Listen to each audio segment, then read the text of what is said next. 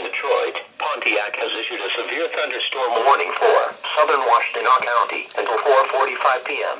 At 3:43 p.m., a severe thunderstorm was located 6 miles north of Manchester and moving east at 45 miles per hour.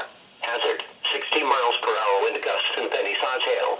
Source, radar indicated. Impact, expect damage to roofs, siding and trees.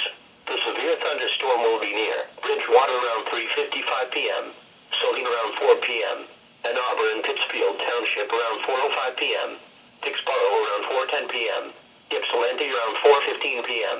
The warning includes areas surrounding these locations